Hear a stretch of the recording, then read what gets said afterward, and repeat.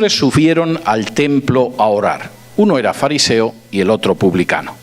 El fariseo, puesto en pie, oraba consigo mismo de esta manera: Dios, te doy gracias porque no soy como los otros hombres, ladrones, injustos, adúlteros, ni aún como este publicano.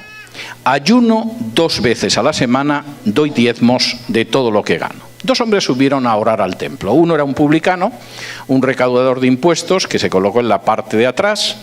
El otro era un apartado, un puro, que es lo que significa la palabra parush en nuestra lengua, fariseo, el que se aparta totalmente para Dios. Y el fariseo, como dice el versículo 11, aparte de estar de pie, oraba consigo mismo.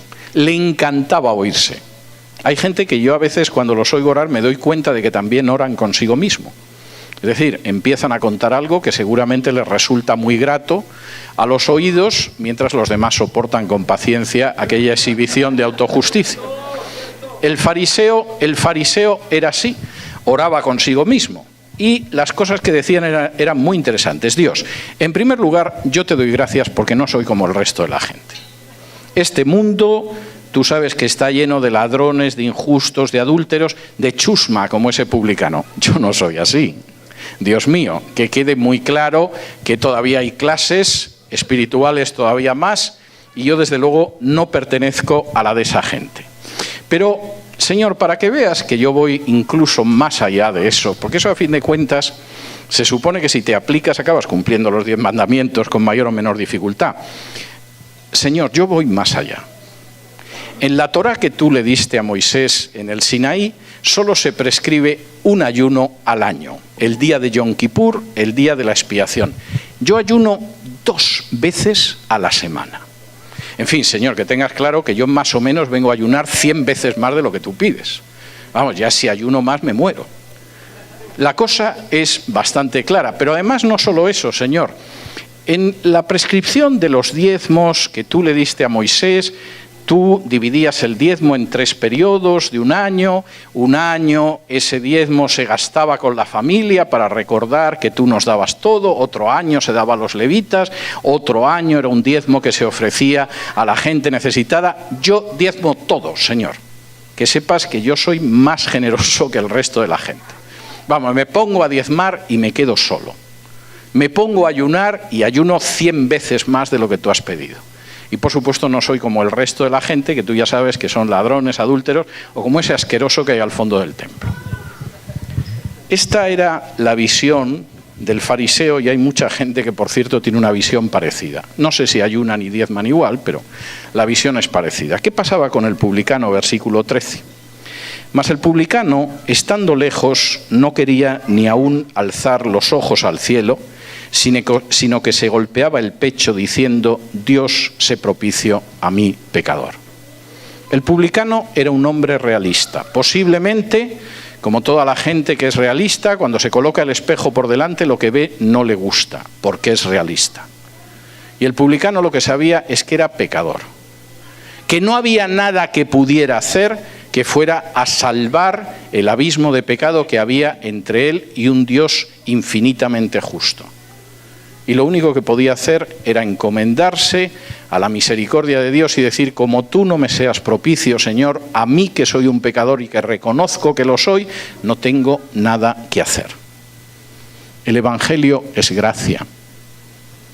Fíjense lo que dice a continuación: os digo que éste descendió a su casa justificado antes que el otro, porque cualquiera que se enaltece será humillado y el que se humilla será enaltecido. La traducción "os digo que éste descendió a su casa justificado antes que el otro" parece ser que el publicano bajó justificado y luego el fariseo 6 horas después también bajó justificado. No. El texto, tal y como aparece en griego de manera inequívoca, es que este sí bajó justificado, en lugar del otro, que ese no bajó justificado. Tenemos que recuperar el Evangelio de gracia. Y el Evangelio de gracia efectivamente expresa que Dios salva al género humano, lo bendice y lo guía, no porque alguien lo compre con diezmos, con ayunos, con ceremonias, o porque piensa que es mejor que los demás. Dios escucha a un corazón contrito y humillado, no a un corazón hinchado de religiosidad. Dios escucha a aquel que sabe que es pecador y que a menos que Dios le sea propicio no tiene nada que hacer, no aquel que cree que con su dinero va a comprar la bendición de Dios. Y tenemos que recuperar esto. Y tenemos que recuperarlo antes de que sea el mismo Jesús el que venga y eche a los mercaderes del templo. Y eso es así. No tenemos otra salida. Si realmente queremos causar un impacto, si esperamos que Dios actúe, tenemos que volver a colocar en el centro la Biblia, tenemos que meditar en ella cada día, tenemos que recuperar cómo la compartimos con nuestros hijos y con la gente que nos rodea. Cristo tiene que ser de nuevo el centro de nuestra vida, el ejemplo hacia el que vamos, aquel a que seguimos, y por supuesto el Evangelio es un Evangelio de pura gracia que deriva del corazón amoroso de Dios y no de lo que nosotros podamos darle. Ahora, quiero decirles algo. Ustedes no están aquí por casualidad. Quizá pueden pensar que están aquí por casualidad. Alguno a lo mejor hasta puede que esté pensando, ¿por qué siempre tiene que haber 6 o 7 pastores locos que se les ocurre hacer este tipo de reuniones?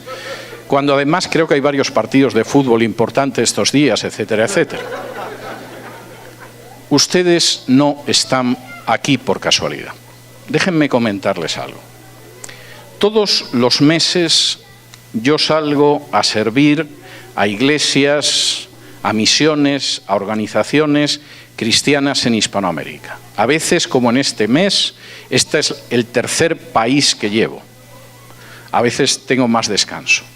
Pero lo que sí les puedo decir es que en toda Hispanoamérica, desde el Río Grande hasta la Patagonia, gente que no se conoce, gente que pertenece a trasfondos espirituales distintos, gente que pertenece a denominaciones diferentes o a veces ni siquiera una denominación, está sintiendo el movimiento del Espíritu para cambiar las cosas. Nadie los ha organizado, nadie los ha llamado, nadie los ha convocado, nadie los ha telefoneado. Quizá como aquí un grupo de hermanos decidieron llamar a otros, pero no saben lo que está pasando ahora mismo en la República Dominicana, o en Panamá, o en Perú, o en Argentina, o en cualquier otro sitio. El Espíritu Santo sí lo sabe y está moviendo a esa gente. Y ustedes no están solos. No piensen en ningún momento que están solos, porque el Espíritu Santo está detrás de esta visión y está detrás de esta tarea. Y en estos momentos, en toda Hispanoamérica hay gente que está reflexionando en su historia nacional y que mira alrededor y que está clamando al Señor para que cambie sus países y los bendiga. Y el Señor va a escuchar esas oraciones si ustedes son fieles. No tengan la menor duda en ese sentido.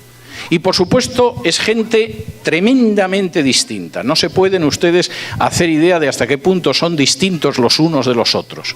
Y viéndolos tan distintos y hablando el español con acentos tan diferentes y viniendo de contextos tan diferentes, sin embargo uno se da cuenta de que el Espíritu Santo los está moviendo a todos y cada uno de ellos, porque los mueve en la misma dirección.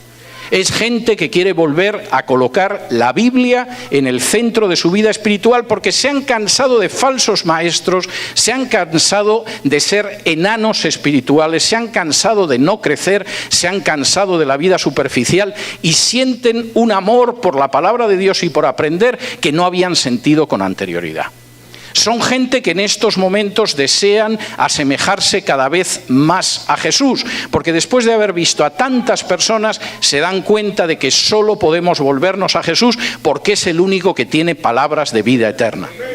Y es gente que se ha cansado de la inmensa mercadería y de la inmensa palabrería que sale de muchos púlpitos y que está clamando diciendo: Señor, vuelve a derramar tu gracia sobre nosotros. Esa es la situación en la que ustedes están.